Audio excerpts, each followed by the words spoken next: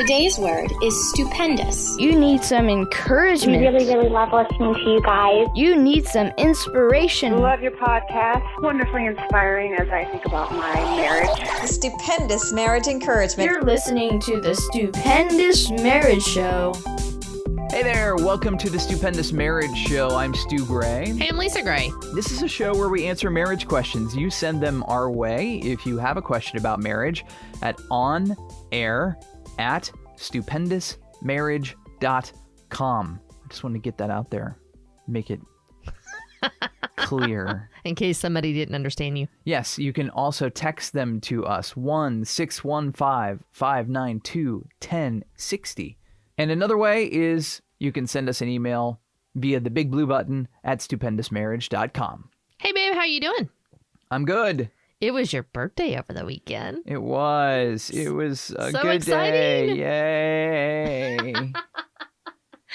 You are just not a birthday person, are you? I think of myself as a birthday person, but when it happens, it's like, there's always something going on my birthday. So this birthday was Destination Imagination. Our child was at the state competition all day long. Mm-hmm. And so it really wasn't about me. So that's good. Which you actually had fun because you did the escape room with the kids. I and did. It you was did fun. several things with the kids that I didn't do. So Yeah. you had a good time. But I did. yeah. And also, I think it has to do with age.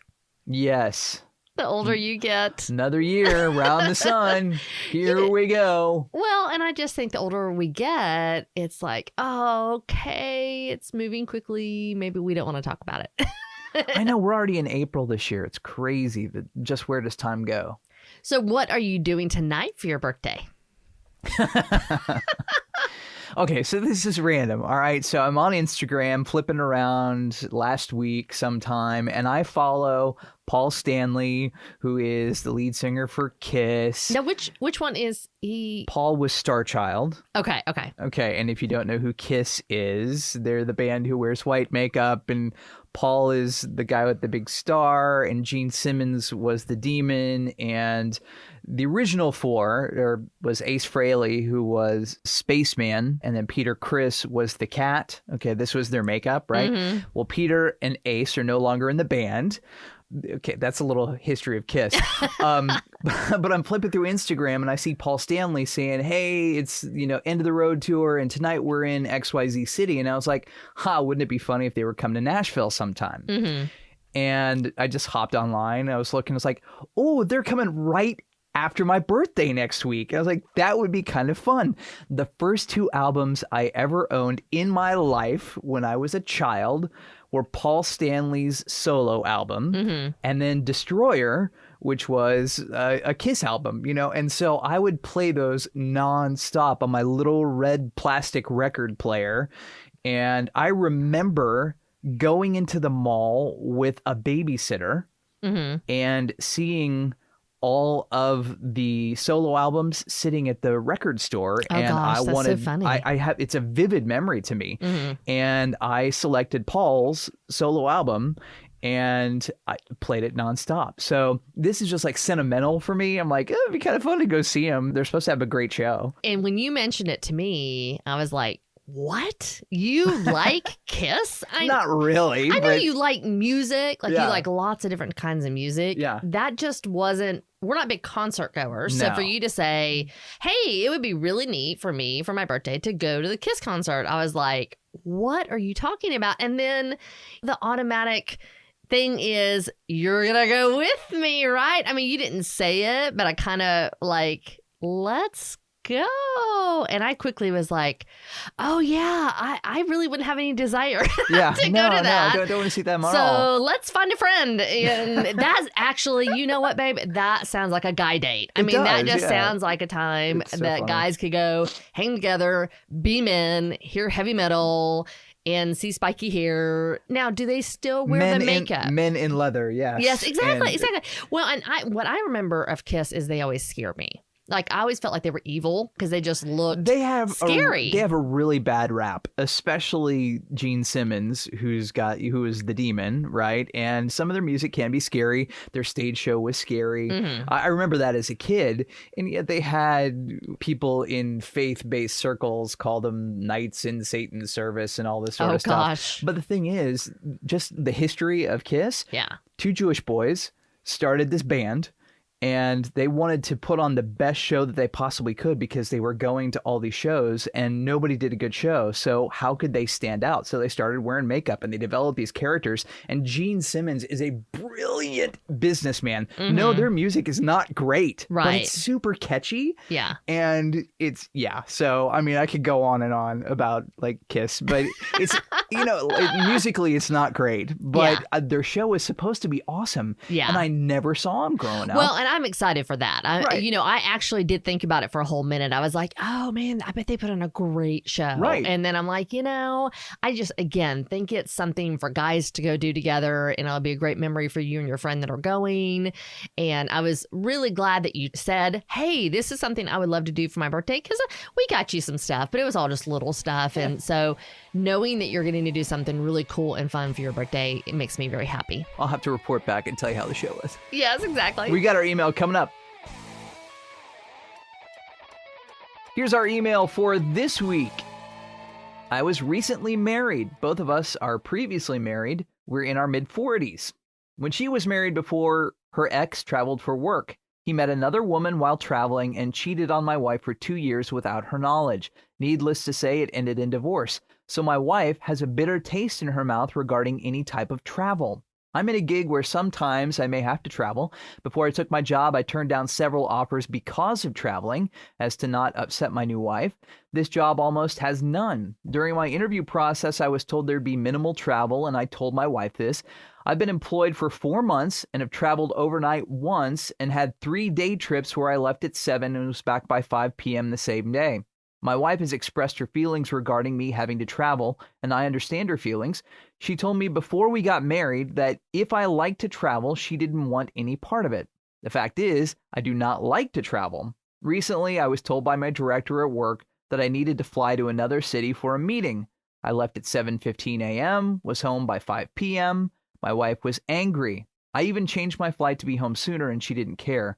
She was really angry at me, telling me that I lied to her about the travel for this company, and that, again, if I like to travel, I need to reconsider our marriage. I left, went upstairs to bed. I feel like I'm being pulled in different directions. She wants me to go to my HR department, tell them that I'm not going to travel anymore. This is not a good job move. I feel like I'm being controlled too much. Can you give me your input? Thanks. I really agree with him. There's something bigger going on here. There's the 10,000-foot view that I'm not sure anybody has thought about. She needs to go to counseling. She needs to process through the fact that she is fearful and she is not able to trust her husband, not because of anything he has done, but because of what somebody else did previously.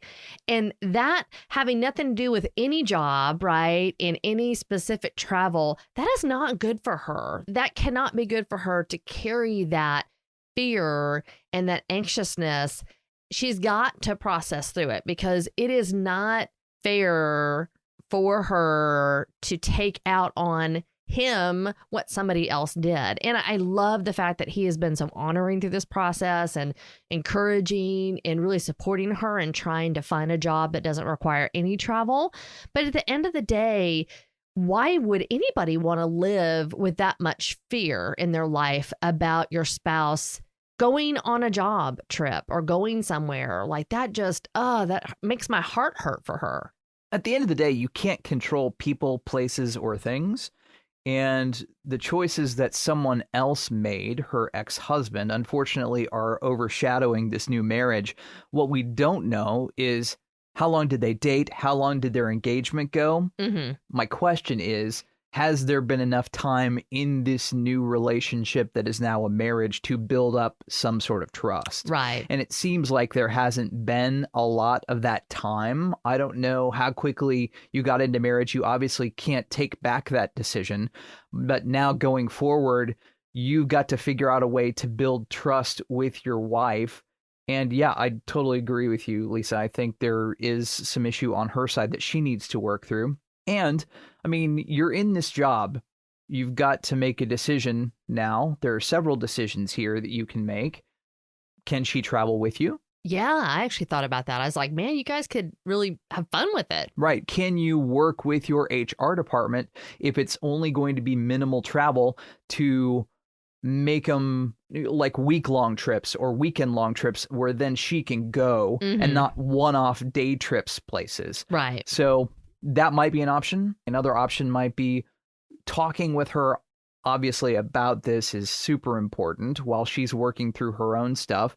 Would traveling with another male help her offset her fear?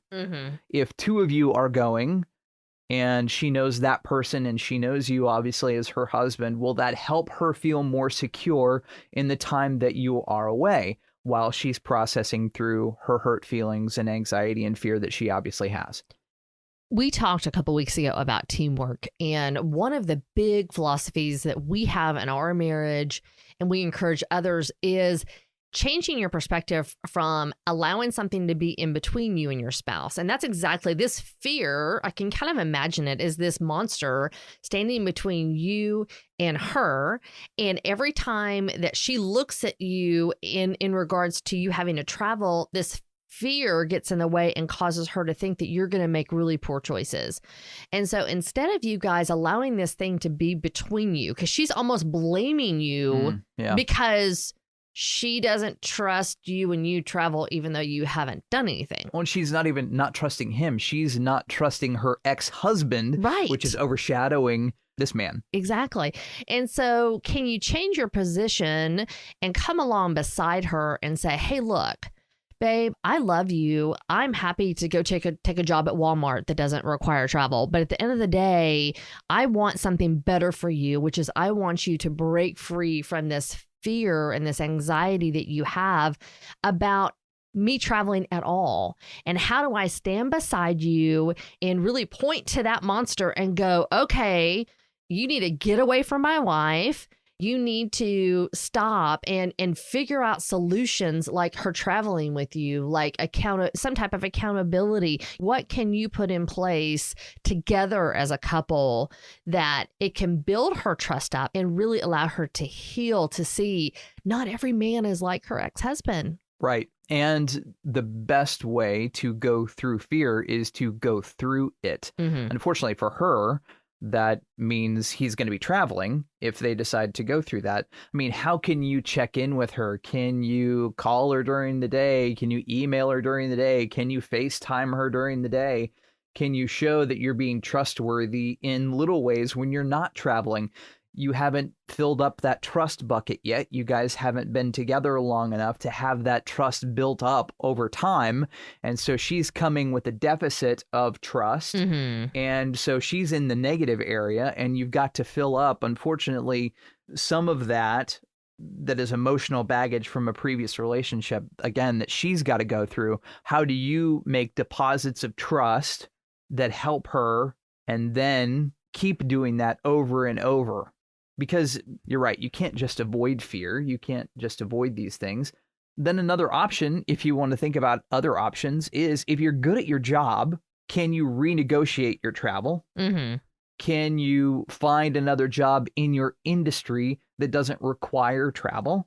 Those are two other options. Sure. I mean, I'm just trying to think of all options. Yeah. Not all of them are great, but they're all just options that you can consider. But you have to figure out, man, if you leave that job, are you just stunting your wife's growth? That doesn't seem healthy because you do feel controlled. So there'll probably be resentment there. Absolutely. So I don't know. This is a tough dance. I mean, it is something that you're definitely going to have to work through together.